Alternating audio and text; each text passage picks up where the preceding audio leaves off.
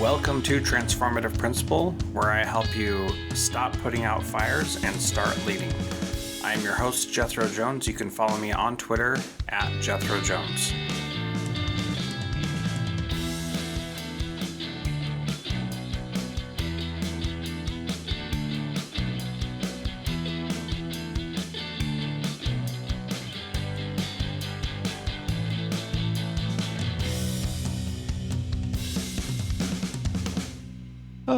All right, here we go. Welcome to Transformative Principal. I am your host, Jethro Jones. You can find me on all the socials at Jethro Jones. Transformative Principal is a proud member of the B Podcast Network, where we've got tons of shows all about great things happening in education. We just added a new one called Surviving and Thriving with Dr. Nick Davey, so definitely check that out. Today, however, I'm excited to have someone on the show that works for a company that is called Kahoot. You may have heard of them. My daughter is the Kahoot queen, and every time she does a Kahoot, she wins or is in the top five at least, because somehow she has figured out how to win. No matter what the questions are, she always dominates, and she loves doing it. And we often do little Kahoots as a family. So, Meira Koponen, how'd I do? Perfect. That's a it's lie. perfect. Not perfect. That's okay though. Meira is here. She is going to talk to us about a whole bunch of things. So Meira, why don't you start by introducing yourself, and we'll go from there. Okay, thank you. Thanks for having me here. My name is Meira Koponen. I'm from Finland. It's a really hard language. It's a really hard name to pronounce. I live in France currently, so it's like I've gotten used to all variations of the name. I'm a learning designer at Kahoot. If you don't know Kahoot, we're a game-based learning company. We make learning awesome for millions of students. I think we hit this year, last year, 10 billion non-unique players on Kahoot, Wow. which is a huge, huge number. But before this job, I used to be a teacher in Finland. I was a classroom teacher for 7 years. I was on the field. I loved it. I've done high school as well.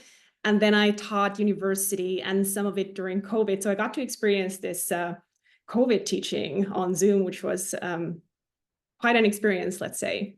Yeah. But I'm super passionate about teaching. I loved being a teacher. I still consider myself a teacher.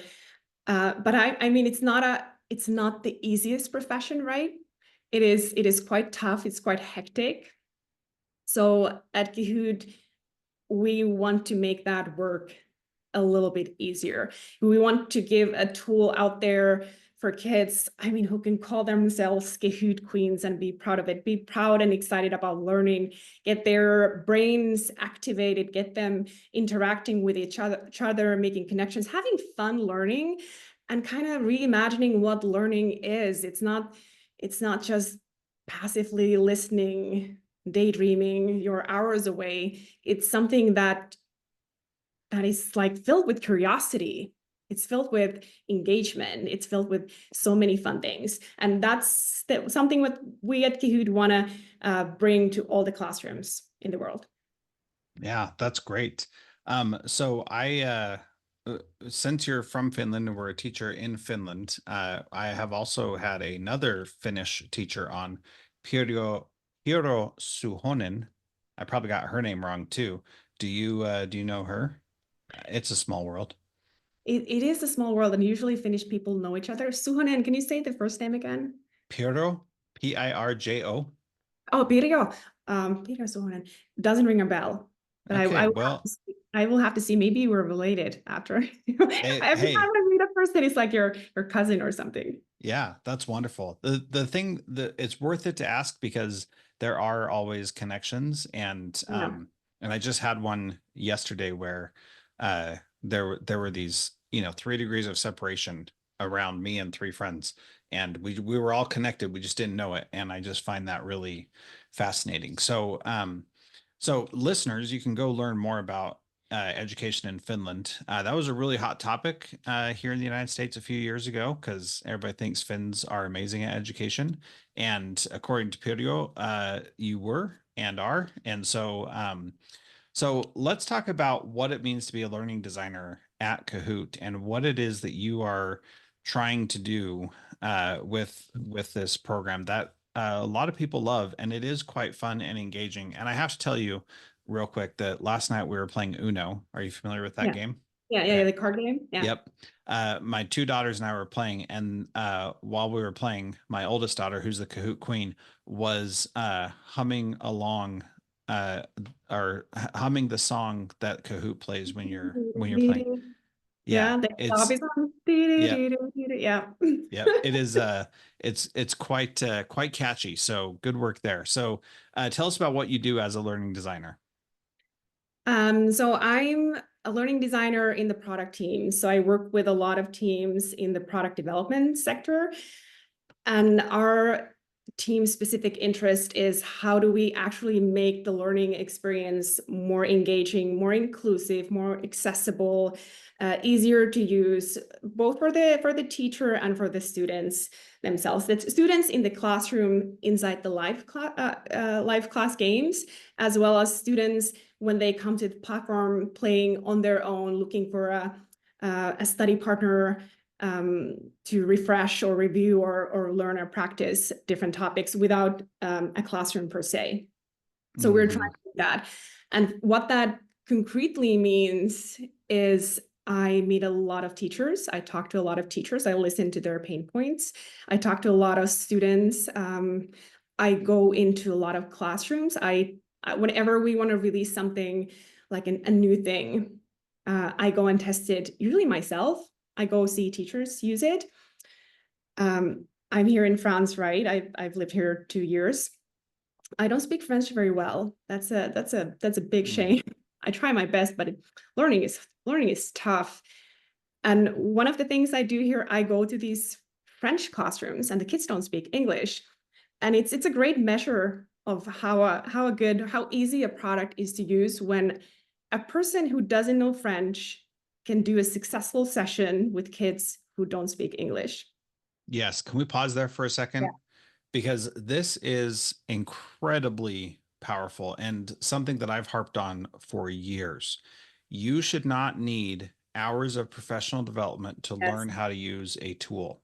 And if you cannot jump in and just start using it, then that is an error on the design of the tool and from the very beginning. So you've got to be able to have tools, and this is me talking to ed tech companies and software developers. If it's not easy enough for someone to jump in and start using, it's too complicated. And Yeah. and it can be deeper than that, and you can like learn more things, but you got to be able to just start. So I'm so glad to hear you say that, and especially in the context of it's powerful for a non-French speaker to go into a French classroom and be able to have that happen. So keep going about that. Basically, it's so important that it's easy to host, it's easy to start, it's easy for students to succeed. The second you have like 5 students raise their hands during a game and be like, I don't get it, I don't understand it, I'm stuck, teacher, I need your help here, because teacher cannot come to 10 students at the same time and assist them on a technology, like a technical issue. Like the technology has to work in a classroom setting. I hated that as a teacher, where you're trying to teach a lesson and something fails, right? Something on a device fails, and then you're not on the teaching pedagogical stuff. You're just troubleshooting something, and we want to limit that. And it's a very hard, like a big thing for the teams to get that feedback. Like, it's a joke, but I have this sweaty meter for the experience. Like, if I get sweaty in front of 30 kids and I feel like I should be in 10 places at the same time, then we're not doing something correctly. Yeah. We have to go back and we have to iterate. It has to be enjoyable for the teacher as well as the kids. It cannot be that you have to study something 20 minutes before a lesson so you succeed for the teacher. We don't have that time. We teach 25 lessons. As a classroom teacher, 25 lessons each week. I never can repeat a lesson. Every week I have to come up with new stuff. So I have 10 minutes for each session to plan it, prepare it. And 10 minutes is not a lot. So we have to be fast. We have to be on the go. And that's something we have worked a lot on. Like we have AI features, we have ready-made content. Just have your PDFs ready, upload them to Kahoot, have an AI create a ready-made Kahoot for you. It's like on the go. Like it has to be on the go. It cannot take too much time because teachers do not have time. And the time that you have for learning in the classroom, it's so precious. The face-to-face you have with kids is so precious. Well, and this is the amazing thing about technology and what it enables us to do is that you don't have to spend all that time creating everything Yeah. because you can use other tools to help you create it in a more effective and efficient way. And so being able to just upload a PDF and have it create whatever you need to from that is really powerful because you've already done the work there. Having to cut and paste individual questions, for example, is exceptionally tedious, and it shouldn't have to be that way. What are some of the cool things that you're working on creating right now for teachers as tools? Well, we have it's already on the platform, the AI creator. So you can start with a prompt and say, let's do Finnish history, First World War time. Let's do a quiz about that. Or because AI can be a little, it needs a check. AI can dream a little bit sometimes. Yeah. And if you want to be specific, like this is my curriculum goals, this is the material, then I upload the material as a PDF. And then it's not taking anything anywhere else. It's just going and creating the questions from the material I upload. And the Kahoot is quite finished. You can create an interactive presentation as well.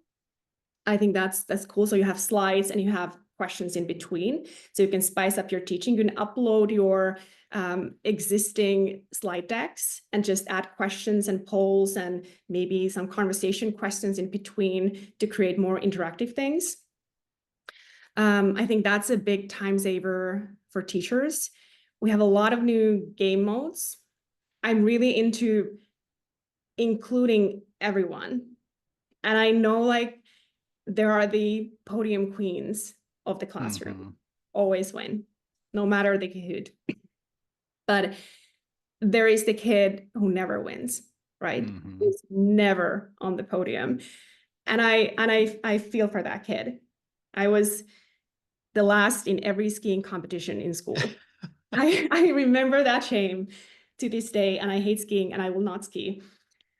But to have that negative experience, to see that you will never succeed is something that we do want to change. And we have created a lot of different ways to involve kids and let everyone shine in their own way.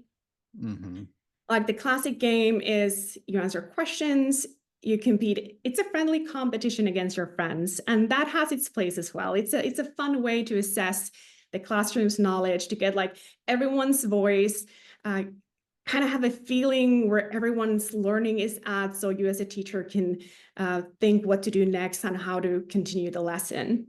But we have as well team-based games. So it's a team against team, or my favorite games that are full collaborative games. So it's the classroom together. As learning is we together, everyone on their own paths, yes, but we together, and we're together collecting coins, or we're together running away from a robot, or we're together doing something. And that allows us to highlight that when a student who never sees themselves on the big screen, on the podium, they see their face, they see their name, and they see their avatar succeeding and sending coins or running away from the robot or whatever. And I think that's been such a joy for me, because I'm a math teacher as well, and math is one of those topics that are so emotional for kids. And I went to this special education classroom with this game mode we were testing at the time. And it's a game mode where everyone plays at their own level and pace. So if you make a mistake, you know what? No one knows. No one knows. Go ahead, try out things. No one really, everyone is just doing their own things, but together you're competing as a classroom or giving coins to this chest. And there So was this, what does that look like playing at your own speed and at your own level? Can you okay. describe that a little bit? So you launch a game as a classroom. Everyone joins in with their devices, with a pen like you normally do on a Kahoot.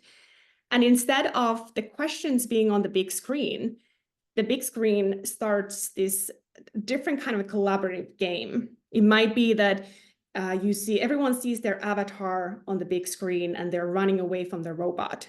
Okay, so the questions come to the student devices. They are self-paced, so the timer doesn't matter anymore. So the student that gets stressed over the timer can succeed as well. And if you answer incorrectly, it's fine. It's totally fine. No one sees it. No one knows you answered incorrectly. The answer will come, the question will come again, and you will have another try and another try and another try. We have a bunch of math games as well on the platform, and they adapt to the kids. So if you're a very fast child, you get harder tasks. If you want to take your time, if you need more practice, you get more practice on the things you need to practice on. But at the same time, everyone is playing together. This connectiveness is something that is very important to us. So it's not everyone on their own devices alone. We want to be together. So we're trying to achieve some kind of a goal. We try to collect coins, or we try to run from a crazy robot, or something funny, something humoristic that makes the kids laugh a little bit, that it's a little bit silly. But when they answer correctly enough times, they can, let's say, send in coins. And in the big screen, they see their face, they see their avatar, and they see their avatar sending coins to the money pot they're collecting, let's say. And this kid in this special ed classroom was so nervous to play. It was a game about fractions. He cried a little bit. It was like, I'm not going to play. I'm not good at fractions. I'm not going to play. And I said, let's play one. Let's play one to test it out. You don't have to play another one. And when he realized that it's fine, like nothing, but he will not be embarrassed. He will not be ashamed. He will not have that negative, because he had such a negative perception of himself as a learner, as a mathematician, that we all are. The joy when he understood that his name is on the big screen for the first time, that he's sending coins and he's yelling to everyone, to his friends, like, guys, look at the big screen. Look at me. It's me. It's me. I'm on the big screen. I'm giving you coins, and I'm giving you diamonds, and I'm giving us stuff. Like, I'm contributing. This game is my game as well. It's not just the fast kids games. It's just not it's a game for everyone. I am part of it. And it's such an important thing, I think, specifically after a pandemic, to feel part of a community, a learning community, that you feel safe and you feel accepted and you feel like you belong. Yeah, that was a nice game. And we did play other games as well. And he said that was a nice game. Yeah, that was cool. Yeah, that's awesome. And what I really appreciate about that, Meira, is when you give kids an opportunity to add value, that's what's really valuable. And it's one thing to be part of a community, but it's another thing to add value to that community. And so Ryan Gottfredson talks about 3 different levels of our mindsets. That mindset 1.0 is that we just belong, like we're a family, right? And a lot of people say that like it's this great thing. And it's good to feel like you are part of a community, and that's fine. And the next level up is that we're part of a team and we work together to win. And then the third level, mind level 3.0, is that we each add and contribute value to each other. And that because of that, we all have value and give value to this bigger group. And that's a different perspective than what most people think about. But being able to not just be part of the community, like we're all playing this game together, but I'm actually contributing and helping us get away from this robot. That's a really powerful thing for anybody to feel, adults, children, anybody. And I really like that approach, that you don't have to be, you know, previously it was the fastest one was the only one who received value in there. Yeah. And everybody else was just like when my daughter goes into a class, like she knows she's going to be in the top 3 all the time. And even if she doesn't know the content, she understands how to play the game well enough that she's always going to be successful. Um, and there are other kids who they see her come in, like even in my own family, there's 6 of us. When we play, we know she's going to be on the podium. And some of my children are like, I don't even want to play because Yeah. if mom and dad are playing and her, I don't have a chance, you know? And so these different types of games I think are a lot of fun. Anything else that you all are working on that's pretty cool? Well, for classroom, we're really working on Kahootopia, which is super fun. It's an island that a teacher can open. It's very new. I think we launched like a month ago. It's super new. It's And an what's it island, called again? Kahootopia. Kahootopia. Okay. Utopia, yeah, yeah. So you can launch an island for your classroom, right? And it's a tiny island. It's a tiny tropical island.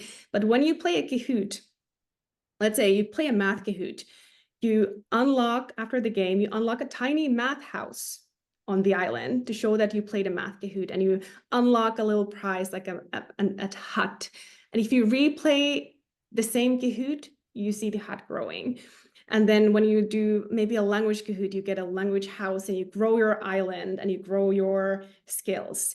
And what we wanted to achieve with this is the fact that it's like a learning portfolio. Like learning Mm. doesn't happen magically without effort. It takes a lot of time. It's small, tiny steps together that after a year you have learned something. But when we look back at the learning, it's easy to forget how much effort it was. And it's an important thing to discuss with the students. You know what? When you were learning how to read, you remember how much work it was. Like this applies again. It applies that we need to put in the effort, and it's small, tiny steps. And we don't see big jumps. Like I'm not going to go tomorrow morning and be fluent in French, but I have to rejoice the small, tiny steps of learning. And that's what we want to bring into discussion into the center in the classrooms as well.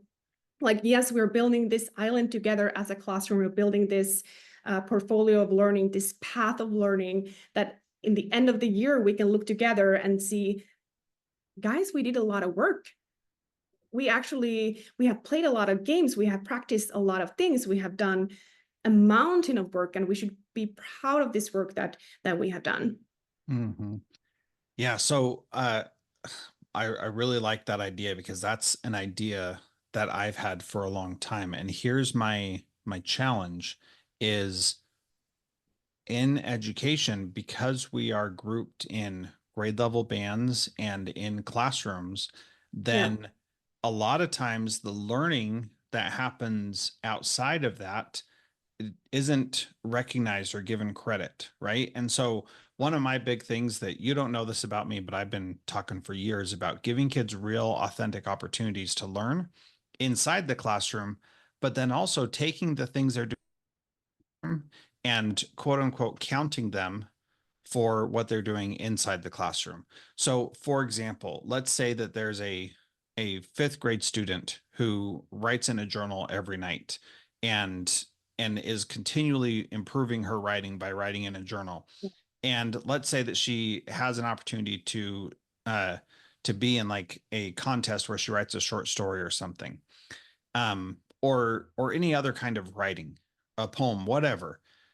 In my mind, the student should be able to bring that in, and the teacher should say, I see what you've created here, and I see that you understand these different things. You don't have to do this work because you've already shown it outside of class that this is possible. So this idea of a personal portfolio, I've been a big fan of for a long time, and think that that should exist. And the challenge that I see with what you're doing is that these islands sound like they exist in the classroom, and that's it. and they're still confined to that barrier. They truly are an island, and there's not a way to bring in the learning experiences from outside. So what I foresee then would be, at the very least, if a school it has the Kahoot subscription or whatever that looks like, I don't even know. If the school has that, then the island, if you're playing Kahoot in math class, uh, and you have English language arts questions or science questions that come into that, that should contribute to the island in your math class and vice versa. And so that's certainly more complicated, but the reality is that learning is hard. And Yeah. learning does not just happen in the four walls of the classroom. Learning happens all over the place. And kids will, 3 weeks later after a lesson, say, "Oh, I know how that relates back to this thing. And now I understand it." And whenever possible, I want to be able to acknowledge and recognize those learning insights and help the kids see that that matters too, that it's not just what happens in the classroom. What's your take on that? I totally agree. I feel like we put a lot of effort, like a lot of emphasis on academic skills, and at least in school, and we don't highlight enough that we are talented and smart and curious Yes. individuals in all these different ways. And if we let kids teach us what they are good at, it just opens up for them to show these are the things that I am amazing at, but I never get to show it in school.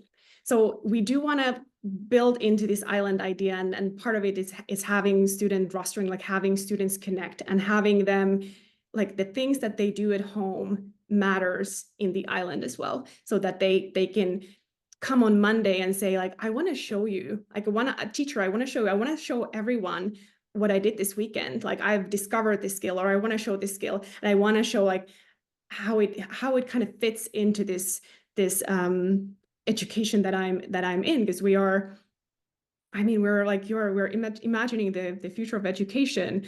What does it look like?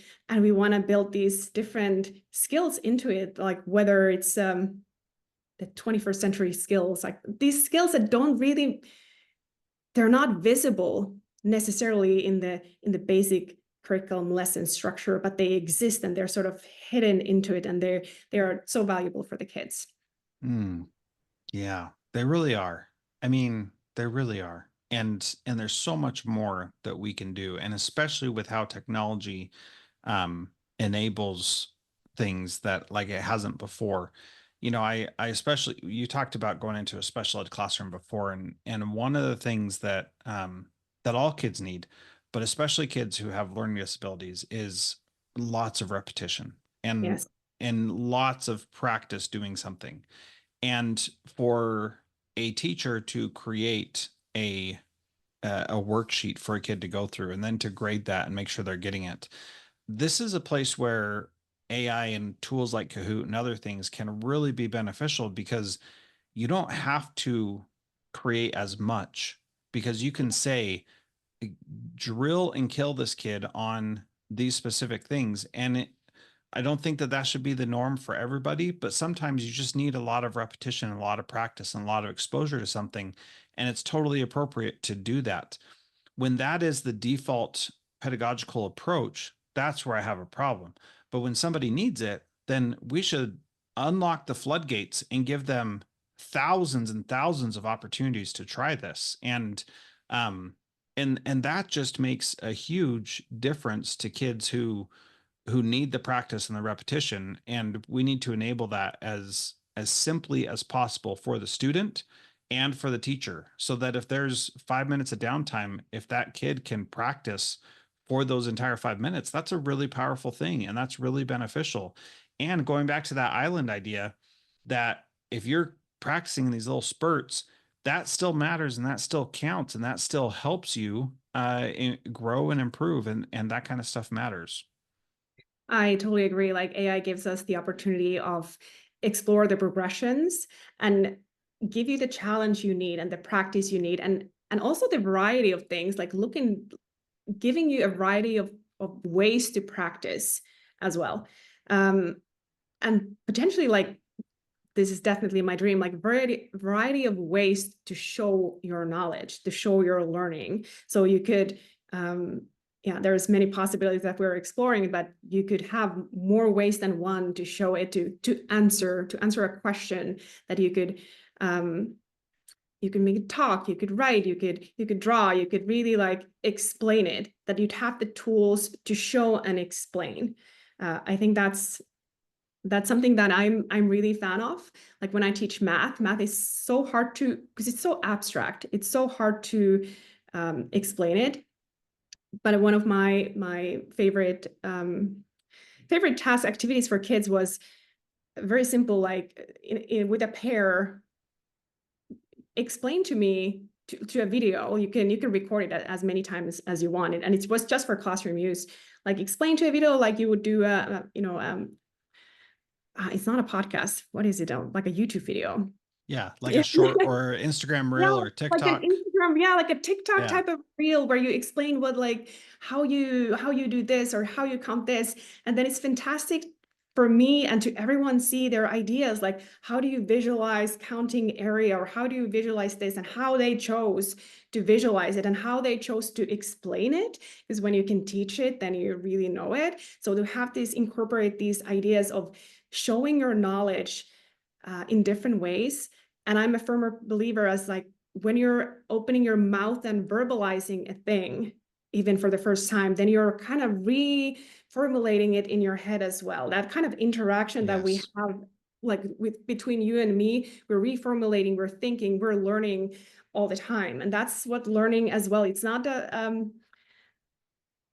thing you do in solitude inside your own head. It's a conversation between maybe a text, a material. It's an interactive thing. It's something that happens when we have a conversation. Mm-hmm. Yeah, that's really powerful. And that is the beauty of what I've been doing on this podcast for the last 10 years is I've been learning the whole time. I've been figuring things out, trying to understand new ways of understanding and doing different things. And it's been I call it learning in dog years, because I learned so much faster by doing it this way. And so I tell everybody they should have a podcast, because it's a really powerful way to learn. And it's a powerful way also to document your learning. And so, you can go through the 700 plus episodes that I've done on this podcast, and you can see all these different things that I've learned, all these questions that I've asked. And now what is amazing with technology and AI is that I can now start doing semantic search on the things that I'm talking about. So I can go find different clips and things that relate to the things that I've been talking about for years, and things that I just kind of halfway mention. You can go find where I've gone into detail about those or asked specific questions about those. And being able to have that corpus of knowledge that is out there is really powerful. And I think everybody should have that for themselves. And it's so much more than just having a grade on a test or a grade on a course, and really having a collection of your own portfolio of learning that is vast, which everybody's is, right? Yeah, it's so powerful. And to understand that learning is, like, it's something you do a little by little. It's so invisible at times to know you're making progress, and how we could, like, build on it and show it and celebrate the small milestones as well. Yeah, and see where we can go. And that's why I love working with kids. They are extremely honest. I I love that you see what they don't understand, and they say what they don't like, and building things. We do a lot of, like, co-creation with teachers and students, trying out things and seeing what works, what doesn't work, what is the intent behind this one, what we were hoping to see with this one, what we didn't see, and being very honest with ourselves, as well as I think it's our duty as a company, as respect the kids, respect them always, respect the teacher, and listen to them and understand what they're saying. And if something didn't work as we wanted, to be honest with ourselves and go back and iterate. We, fail often is the thing we say at the office. Like, we do things, we're gonna fail. That's the part of learning process. Then we try again, and then we learn from that failure. And that's the mindset of the kids as well. Learning without mistakes, that's not learning. Then something is wrong. Making mistakes is part of the process. We just have to embrace them, and we have to be in a space where we know that we can do the mistake and we're not embarrassed, we're not shunned, it's fine. It's a opportunity to explore. Yeah. Oh, beautifully said. All right. Good stuff. If you want to learn more about Kahoot, go to kahoot.com. Would you like to add anything else about how people can get in touch with you or learn from you? Definitely, I'm happy to discuss with teachers. I'm happy to discuss with the classrooms that want to co-create with us or want to work with us. I wonder if there are show notes where I can put my email address. Yeah, absolutely. I can put My name your is difficult to write. yeah. There is I have a link to your LinkedIn so people can connect with you Oh there. yeah, And perfect. then That's amazing. that way people can just go find that. That is very right up at the top of the show notes at transformativeprincipal.org.